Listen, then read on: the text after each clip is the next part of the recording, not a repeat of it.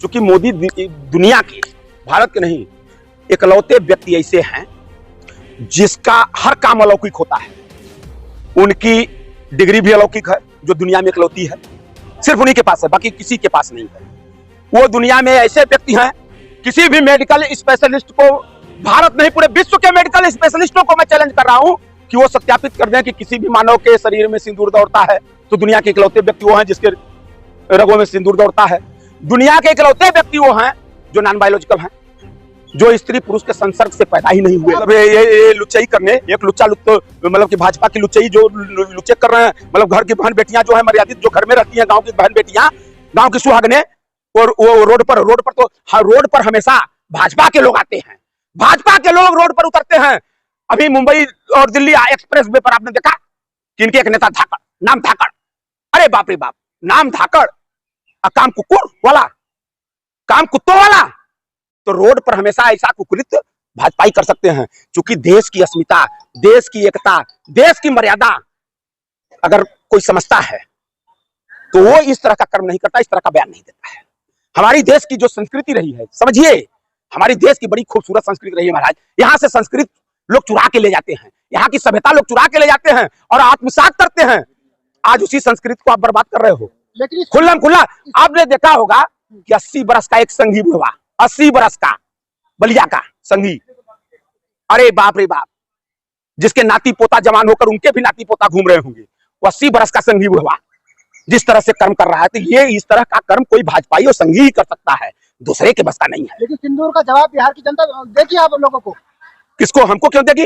अरे हमको क्यों देगी जनता जवाब? यार मैं तो जनता के मुद्दे पर, सुनो, हर चीज को सत्ता से और कुर्सी से आप मत जोड़ो, हर चीज को सत्ता और कुर्सी से ये लोभ लालच जो किसी भाजपाई को हो सकता है, कांग्रेसी को नहीं है।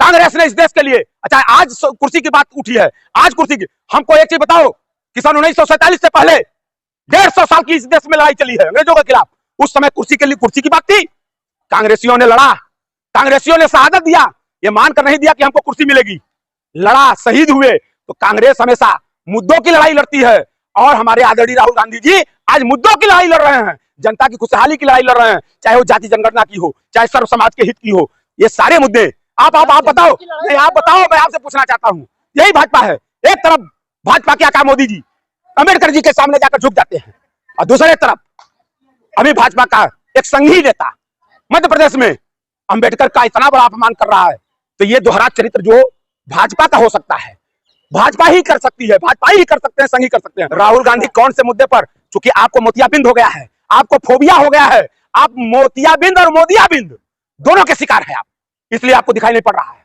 आपको दिखाई पड़ेगा ही नहीं। आप जैसे पत्रकारों को नहीं, जैसे वो रूबिका लियाकत और वो कौन कौन बैठती है, ऐसे बंद करो, इनकी आवाज बंद करो, अरे तमाम वीडियो आ रही है उसकी, मतलब इतने निचताई पर पत्रकारिता नहीं होती है।